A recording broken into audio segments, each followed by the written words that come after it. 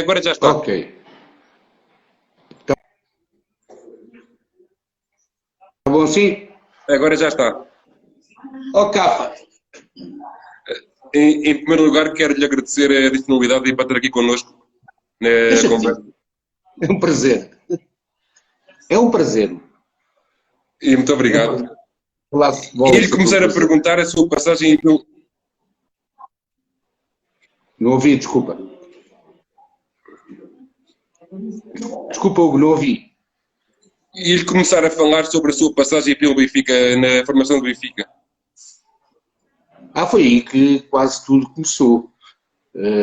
Tirando o Espinho, onde eu verdadeiramente comecei, nos juvenis. No ano seguinte fui para o Benfica, para os Júniores do Benfica, nessa altura, e por lá permaneci até 79. Claro. Durante esse tempo todo joguei uma época, meia época no Leixões, e joguei uma época inteira no Braga, 76, 77. Portanto, pode-se dizer que a minha carreira começou aí no Benfica. E a segunda pergunta era como é que foi integrar aquela seleção nacional de júniores que foi campeã? Não foi campeão, Então enganei. Pensei que sim. mas ficou em segundo lugar no Campeonato da Europa. Apenas Pois, perdemos então era o isso. jogo da Foram à final. final. Perdemos o jogo da final com a Inglaterra. De qualquer das formas, essa foi a altura, isso foi em 71, se bem me recordo, a altura foi a melhor classificação de sempre de uma seleção portuguesa a jogar no estrangeiro. Já tínhamos tido uma seleção de júniores campeã da Europa, no tempo do Simões, por exemplo, mas tinha Que sido era em o poderoso Lisboa. treinador, não é? Quando? Sim, sim, A no Simões. seleção de Simões era o poderoso treinador. Sim, sim. Sim, essa foi campeã europeia em Lisboa.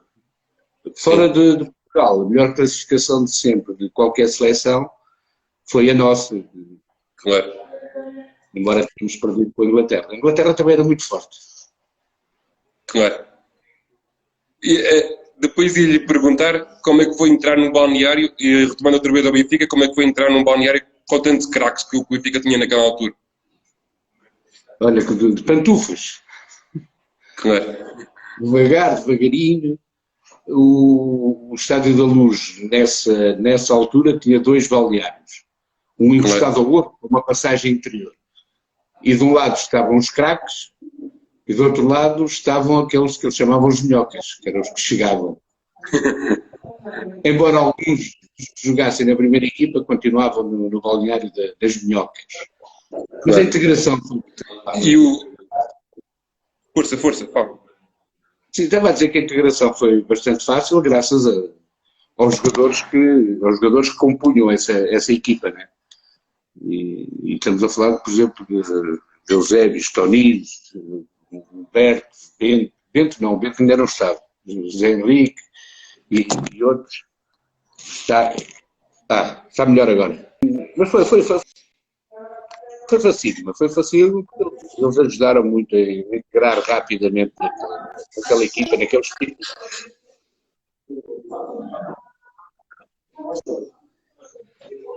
Claro. Depois a seguir, você e rivaliza com dois guarda-redes enormes, o Zé Gato e o Bento, não é? Não, primeiro era o Zé Gato. Sim. Quando eu saí dos Júniors para a equipa principal, era o José Henrique, era o Fonseca, que depois jogou no Porto, e era eu que subi nessa altura. O Bento só veio na época seguinte para o Benfica, ainda jogava no Barreirense. O treinador era o Jimmy Hagan. Nessa altura, penso que sim, pelas corridas que nós dávamos à volta do estádio, devia ser o Jimmy Hagan, se bem me recordo. Era correr que nunca mais acabava. Aqueles treinos era muito físico, não era? Era muito de praia, de campo, de botas.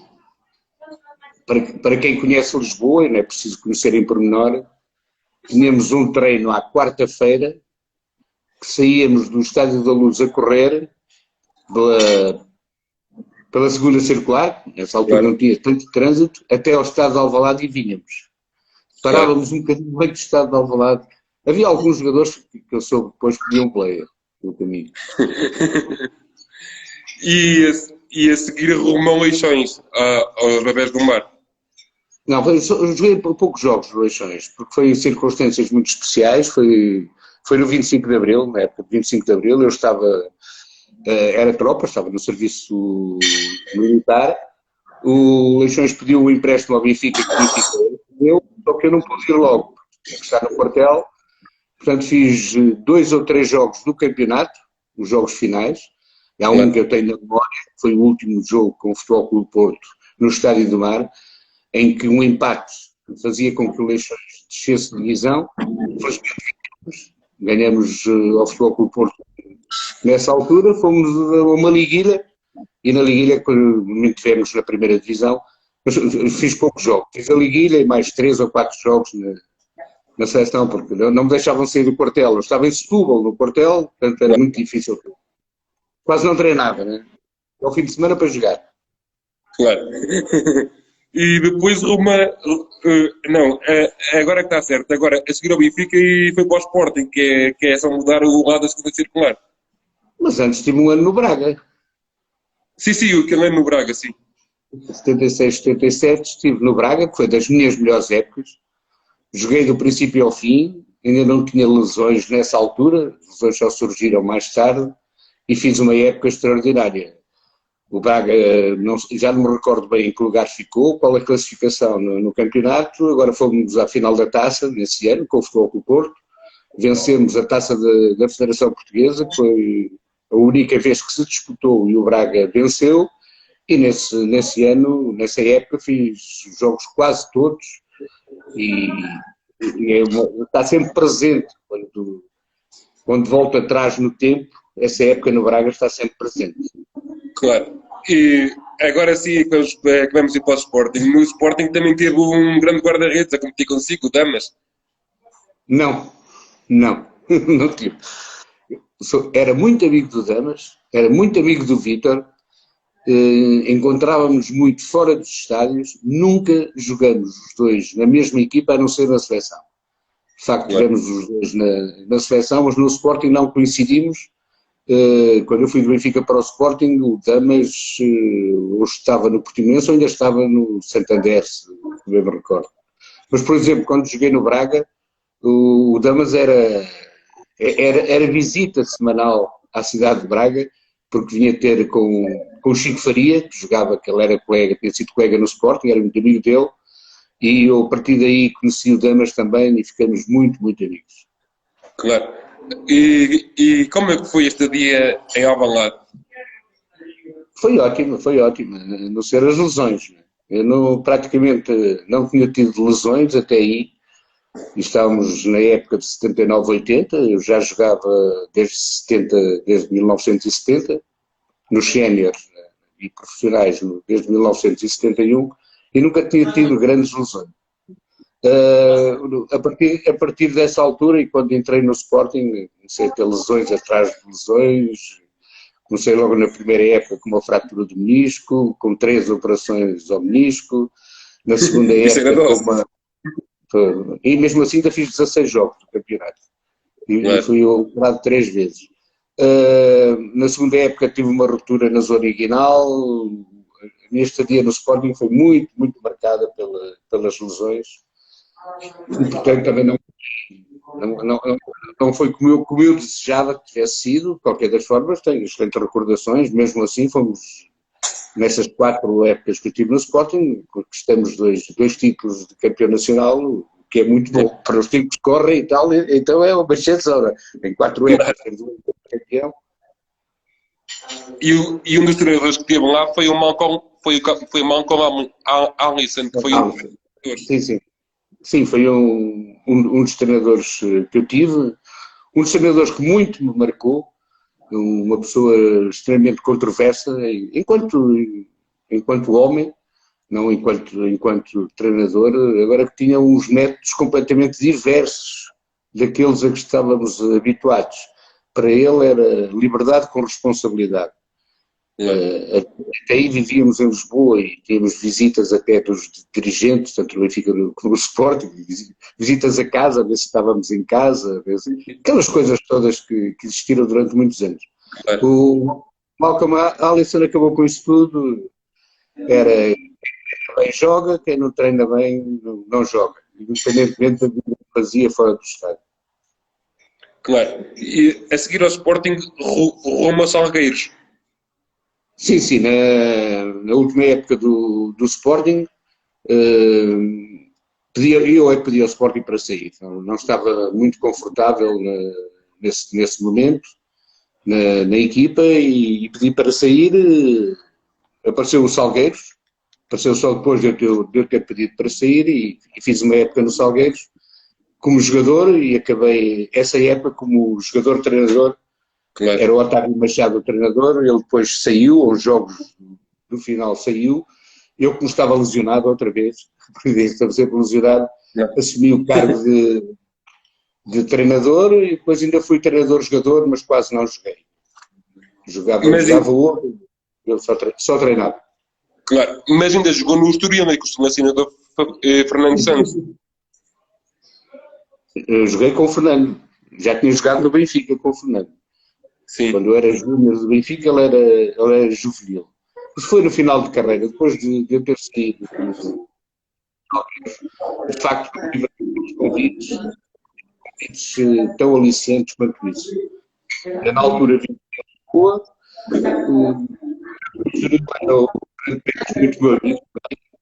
muito meu amigo, e falar se eu poderia jogar no Estoril, que estava na segunda divisão nesse ano. Claro. E eu disse que sim. Estava em Lisboa, tinha 32 anos, talvez, na altura. Agora ainda é precoce dizer que se finaliza a carreira aos 32, mas naquela altura era mais normal. E eu fustigado com lesões, então nem se fala. E sim, o Pérez veio falar comigo, os amigos levam-me sempre. Claro. Levam-me para o Estoril, onde estive jogador e depois como jogador também. E lhe perguntaste se tem alguma história engraçada com ele? Com quem? Que possa contar daquelas histórias engraçadas que se tem alguma com o selecionador? Com o Fernando? Sim. Ui, com o Fernando tem inúmeras. O Fernando, para que as pessoas se contextualizem no que se passou, de facto, eu joguei com o Fernando durante 2 épocas no Estoril. No final dessa segunda época, o treinador era o Mário Wilson e o Mário Wilson saiu. E também tinha acabado o contrato.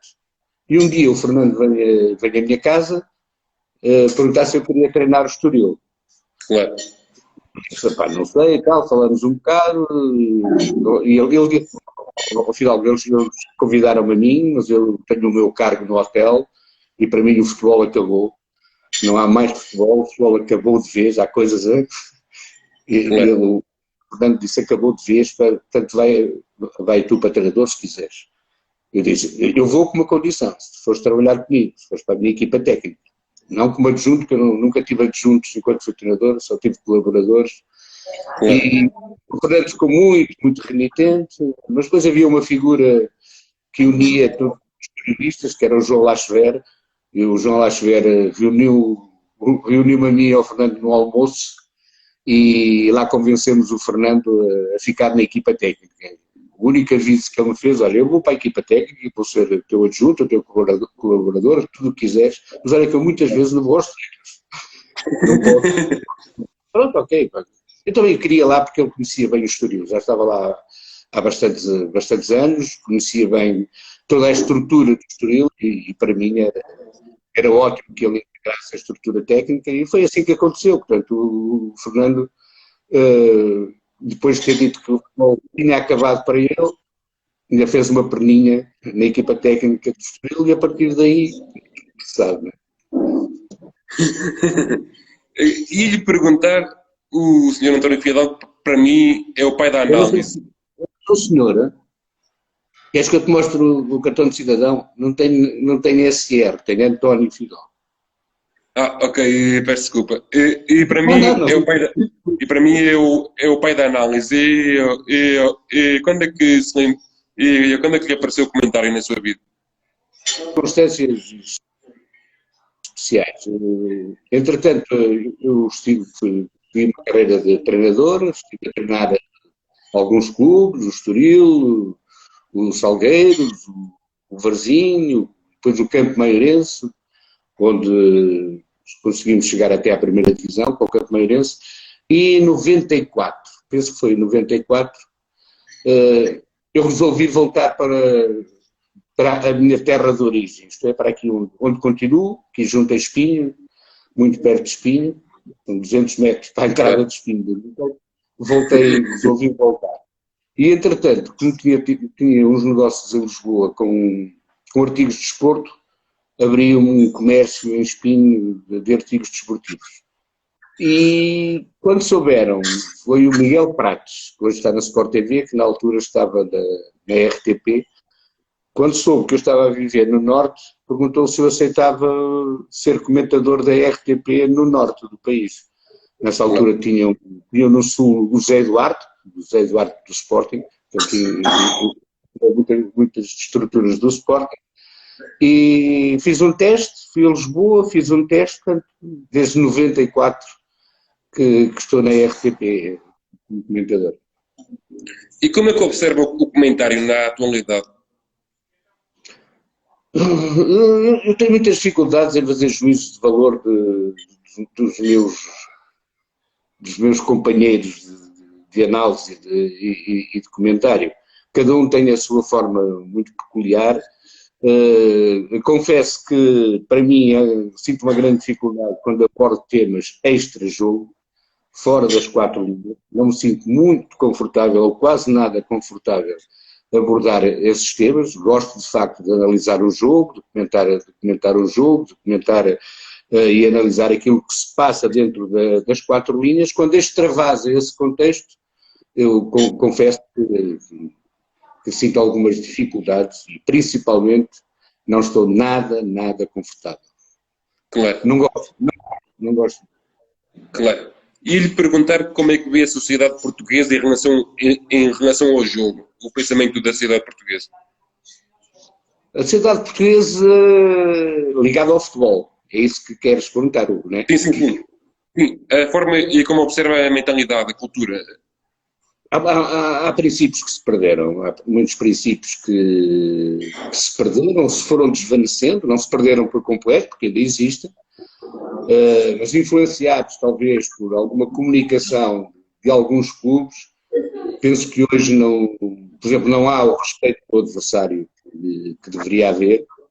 Um dos princípios é esse, outro princípio que me parece que se vai desvanecendo no tempo no futebol é a honra de quem vence, porque o que eu sei hoje em conversas particulares, conversas de rua, conversas de café, muito que os adeptos dos clubes querem ganhar a qualquer preço. Ora, isso não é vencer com honra, né? Vencer a qualquer preço não é vencer com e perder muito da dignidade, principalmente das estruturas dos clubes, ainda há algumas, claro que há, mas já não existem antes. Depois, claro, isso tudo contribui para uma queda abrupta, quase da estabilidade que deveria haver no futebol e que não existe, e apesar de todos os contextos possíveis e imaginários, apesar de, por exemplo, eu pensar que agora neste contexto as coisas iriam acalmar um pouco, era preciso unir forças, era preciso todos juntos trabalharem pelo futebol, pela melhoria do jogo em si e do espetáculo, porque hoje o futebol é muito diferente do tempo em que eu jogava. O futebol é uma indústria, são empresas, têm que ser geridos económica e financeiramente e têm que ser geridos também na parte esportiva. E, portanto, a parte esportiva e a parte económica ou financeira, essas componentes têm que andar constantemente ligadas. E por isso eu, por vezes, tenho muitas dificuldades em percepcionar o porquê das divisões que se vão sabendo, que se vão ouvindo, que se vão lendo, penso que seria muito mais fácil, muito melhor para o futebol, para a melhoria do jogo em si, para a melhoria também do espetáculo, para a melhoria das empresas que hoje são os clubes, se houvesse outro tipo de estabilidade, que não é só em Portugal, nós vivemos cá e sentimos isso mais perto. Claro. E lhe perguntar, e voltando um pouco atrás da sua carreira, o colega com quem jogou e que era fora de série, só que não virou uma estrela, se conseguir apontar. Que não se tornou uma estrela. Agora podia ter perguntado às pessoas que ter pensado. Olha, um que vem à cabeça, o Javungi, no Benfica, quando era miúdo, prometia muito. O Mário Jorge do Sport, pensei que pudesse ir ter ido mais longe, mas mais do que aqueles que não seguiram, tenho exemplos de dois jogadores, se me permites falar nisso, dois jogadores que, quando apareceram, eram júniores ainda, tinham 16 ou 17 anos, e foram integrados na equipa sénior para trabalhar com a equipa sénior, tal como se faz hoje, vai-se buscar a equipa B, naquela altura era os júniores que iam buscar esses talentos que estavam a despertar, e tenho dois jogadores, um no Sporting e outro no Benfica. O Benfica foi um grande talento, partiu aquilo tudo, e a partir daí foi aquilo que está. Depois o Sporting, ao futuro, também quando apareceu a treinar connosco, eram jogadores extremamente irreverentes, com uma personalidade muito vincada, porque nós estávamos habituados, como jogadores mais velhos, a sentirmos os jogadores que tinham as camadas inferiores, tinham dos júniores, tinham as camadas de formação, a terem algumas dificuldades.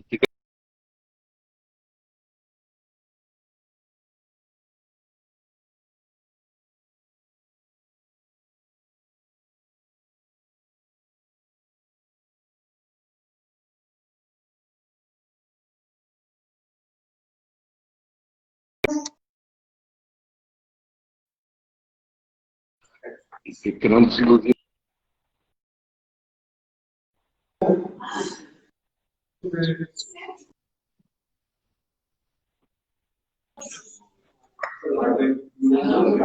Ouviram, Ana? A internet falhou. A internet falhou. Então não ouviste, mas está gravado. Não, eu não consegui ouvir porque a internet falhou. Eu estava a falar perguntar-me sobre os jogadores que, em linguagem assim mais corrente, que prometiam muito e que não corresponderam àquilo que se esperava deles. Eu resolvi responder-te no inverso. Os jogadores que eu vi aparecer, que eu vi despontar, ainda júniores, começaram a trabalhar com a equipa principal e que desde o primeiro minuto que se surpreenderam logo. No Benfica foi o Fernando Chalana, no Sporting o Paulo Futres. Esses dois não enganaram, já com 16, 17 anos já mostravam toda a capacidade e todo o talento que tinham. Claro. Como é que se prepara a análise em off? Em off? Sim. Muito tudo. Muitas vezes analisamos um jogo durante 5 minutos num direto de televisão ou num direto de rádio e estivemos um dia todo a tirar apontamentos, a ver as estatísticas, a ver os jogadores, a ver os resultados. Eu ver um jogo de futebol em direto na Rádio de Renascença, quase um dia a tirar apontamentos para aquele jogo. Não só a nível individual, mas também a nível coletivo. E nos programas de televisão, porque na televisão hoje em dia são muito poucos os jogos em direto, na RTP, eu continuo de 94, para os programas também temos que nos iniciar com todos os elementos que podem surgir de repente. Nós não sabemos as perguntas, o pivô, o jornalista, tem o seu entendimento sobre como vai ser o programa e nós não sabemos as perguntas, portanto temos que trabalhar. Muitas vezes é que volto a dizer, o importante é isso, falamos 5 minutos, estamos um dia a trabalhar, levamos um caderno cheio de apontamentos e depois aproveitamos 2 ou 3. Mas é só preferir que remediar. E como é que viu a retoma do campeonato em Portugal e como é que viu a retoma aí na Bundesliga, por exemplo? Ainda hoje estive a ver os jogos da Bundesliga, é diferente, mas o importante aqui é que o futebol tenha voltado. Eu penso neste momento que o futebol tem todas as possibilidades para voltar. Quando fala dos riscos, claro que há riscos em todas as áreas da nossa vida, neste momento e neste contexto. Basta sairmos à rua, estamos a correr um risco. Agora, como eu disse há pouco, o futebol hoje é gerido de forma empresarial e as finanças e a economia do clube têm que andar de braço dado com o aspecto desportivo. Isso seria terrível para o futebol português neste momento, se não houvesse possibilidade de reatar o campeonato. E quando eu digo terrível é porque causaria danos substanciais em muitas equipas face às verbas que os clubes irão receber e que não receberiam caso não se reatasse o campeonato. Portanto, é extremamente importante que o campeonato se reate e acredito que vai correr tudo bem. Acredito. Primeiro, dentro do campo. Eu estou a falar dentro do campo. Vai correr tudo bem. Cá fora, já não aposto nada. Já não faço apostas. Eu, na minha opinião, a única coisa que pode correr mal é se houver campeão as festas aí na rua a seguir. Sim, e até durante os jogos. Porque nos dão em canal fechado, não dão em canal aberto os jogos. Pode promover também alguns ajuntamentos em locais públicos, nomeadamente em cafés ou em bares. Agora, as pessoas têm que ser responsáveis, as pessoas têm que começar a viver a sua vida depois de 2 meses. Eu estou há 2 meses e meio em confinamento. Eu saí pela primeira vez esta semana. As pessoas têm que assumir as suas responsabilidades para não serem infectadas e para não infectarem os outros.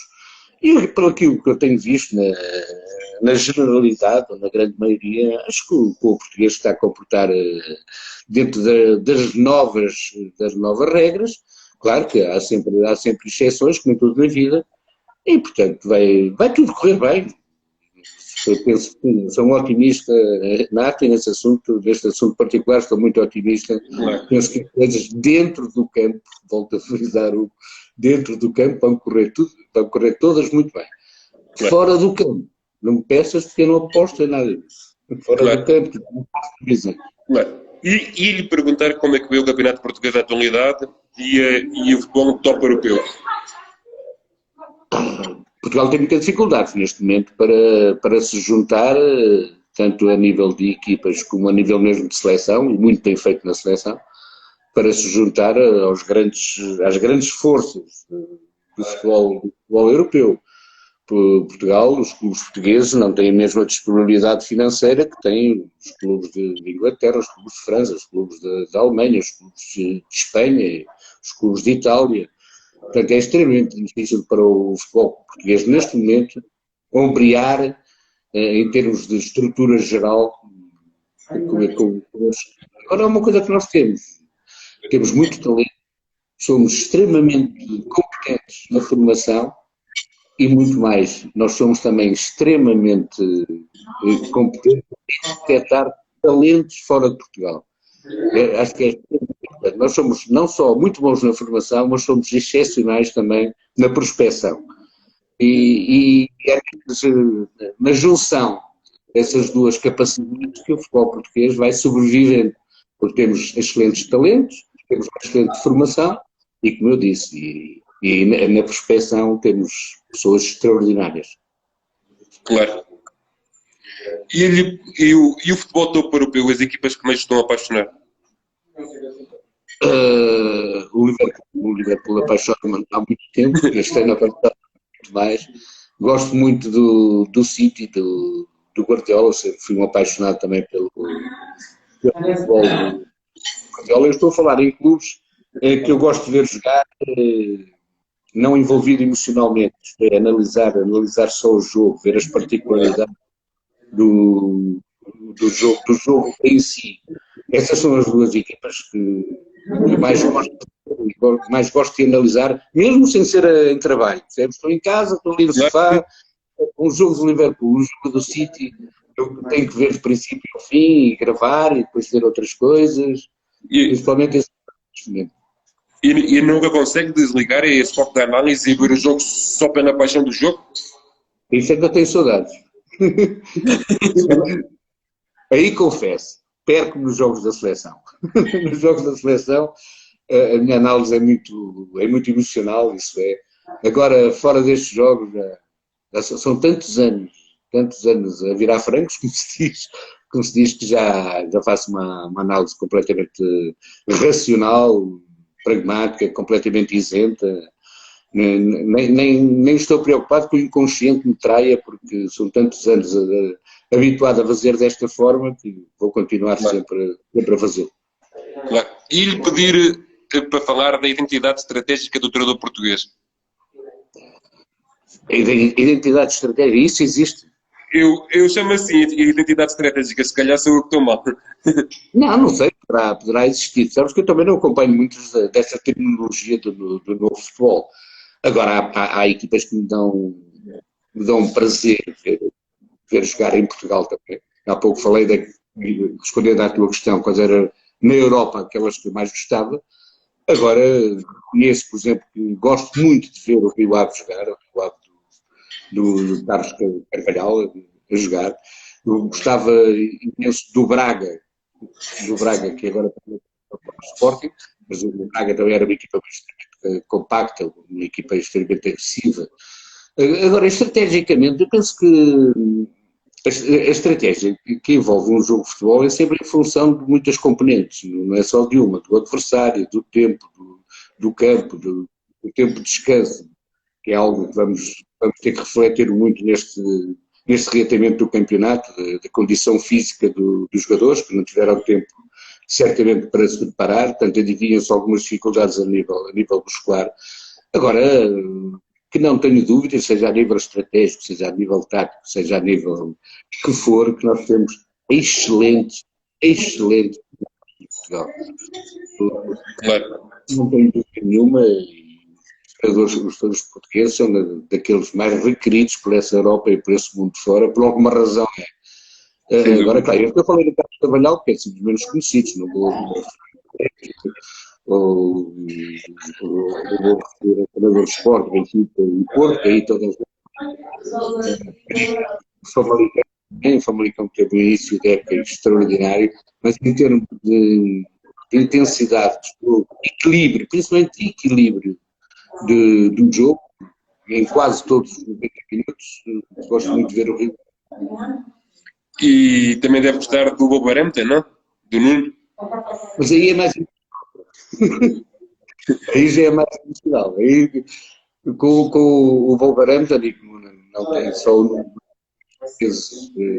a jogar, normalmente a minha envolvência quando vejo jogos do Wolverhampton é um bocadinho diferente. Aí já estou a torcer para que ganhe, seja contra quem for, já não faço uma análise tão racional. Sou um torcedor, como dizem os brasileiros, quando vejo jogos do Wolverhampton, sou um torcedor da equipa do Nuno, até que sou muito amigo do Nuno e de alguns jogadores que lá estão, e outros. Quero sempre que eles ganhem. Aí já estou mesmo a vestir a camisola da adepto. Se jogarem menos bem, pelo menos que ganhem. E lhe falar de uma área que sei que também está envolvido, que é o coach. Onde é que entrou o coaching na sua vida?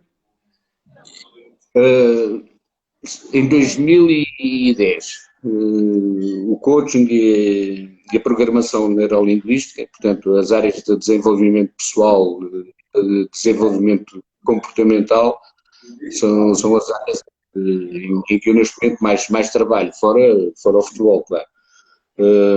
Quando não estou na televisão ou na rádio, normalmente estou em formações, neste momento já sou formador das áreas de desenvolvimento comportamental, a nível do coaching, a nível da questão neurolinguística. Não, se vais perguntar a seguir se ajuda as pessoas com isso, não ajuda as pessoas. Eu ia lhe perguntar porque sei que ajudou o Fernando Santos. Não ajudei o Fernando Santos a ajudar-se a ele próprio. Claro. Eu ajudo as pessoas a ajudar a elas próprias. Passo informações, passo ferramentas que eu, entretanto, fui guardando na minha caixa de ferramentas nestes 10 anos de formações contínuas. e certificações internacionais nestas duas áreas, estou municiado com muitas ferramentas para que os treinadores e os jogadores possam aplicar nos momentos em que pensem ou sintam que devem aplicar. Agora eu só passo as ferramentas. Se a pessoa com quem eu estou a trabalhar não utilizar essas ferramentas, garanto que não vale nada. Não vale nada ver a teoria se não colocar na prática toda essa informação, esses ensinamentos, principalmente essas ferramentas que existem, que são extremamente poderosas e que a maioria das pessoas nem imagina que têm essas capacidades. Normalmente. Claro. E ele falou outra vez da sua carreira de jogador e quais os jogos mais marcantes da sua carreira? Mas isso foi muito bom, pela positiva. No primeiro ano do Sporting fomos campeões no jogo em Guimarães. Na penúltima jornada vencemos 0 Guimarães e depois faltava um jogo em casa com a União de Leiria e se vencêssemos éramos campeões. Mas essa vitória foi fundamental para que ganhássemos o título nessa época. Parte positiva. A parte negativa vem logo outro jogo, este no Dragão, com o Benfica, em que estivemos a vencer até aos 84 minutos por 1-0. Se vencêssemos, quase era o que estava a jogar, mas o Bento foi sido castigado e fui eu que fui jogar esse jogo nas Antas contra o Futebol Clube do Porto e fez um golo e o Futebol Clube do Porto empatou e acabamos por não ganhar o campeonato. Portanto, pela positiva e pela negativa são os maiores exemplos que me vem logo à cabeça quando fazem essa pergunta, nem preciso pensar muito. E lhe perguntar, em toda a sua carreira de jogador e de comentador e mesmo treinador, e qual é o momento em que mais o arrepia? Mas olhando para trás, sim, mas que eu presente? Aquele que fica com pele de galinha. Esse do Sporting em Guimarães, sem dúvida, mas também aquela final que falaste há pouco, aquela final da seleção de júniores, Praga, embora tenhamos perdido, não consegui viver bem aquele momento. Só após o jogo ter acabado, ter chegado a Portugal e ver aquilo que se dizia de nós, é que eu senti verdadeiramente o feito que tínhamos acabado de alcançar, embora não tenha sido um feito completo. Agora, assim, momentos mesmo, isso existem muito. Uma coisa que eu continuo a sentir pela galinha, e até porque já te confessei que não me sinto muito confortável a analisar os jogos sem uma grande envolvência emocional, e aí estou sempre com o pé de galinha, que eu sou um fervoroso adepto da seleção nacional. Agora pelo Fernando, mais um bocadinho, claro. Claro.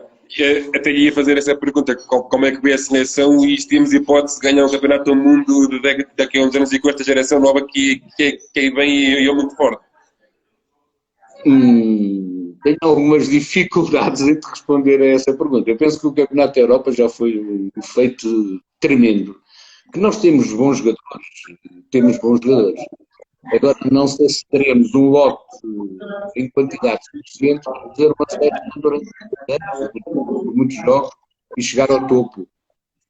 Pelo aquilo que eu conheço do Fernando e pelo aquilo que eu conheço de muitos jogadores da seleção, há algo que eles têm que pode levá-los a alcançar feitos que para nós, neste momento, são impensáveis. Isto é, eles têm uma crença muito grande. O Fernando também influenciou os jogadores e a equipa técnica tem uma grande crença nas suas capacidades, nas suas competências, nas suas qualidades e não foi por acaso, por exemplo, que ganhou o europeu, já dizia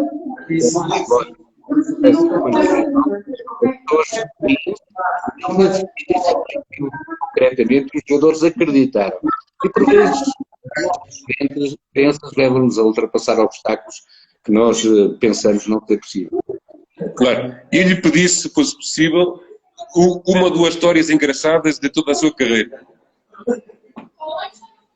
Isso agora, assim de repente.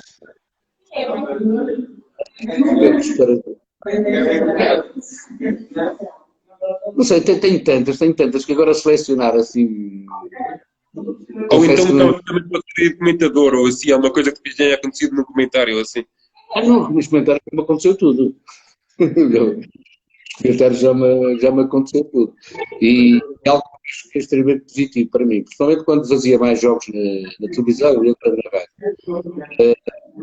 É que nunca percebem bem e quando a equipa dele perde, a equipa dos teatros, a culpa muitas vezes é nossa, dos comentadores, não tem nada a ver com aquilo. Portanto, já fui maltratado, maltratado entre aspas, Sim, sim, sim, estou a entender. por todos os clubes. O que eu acho que é ótimo para mim, não há nenhum que bata palmas, todos chamam algo que não é pronunciável aqui neste contexto.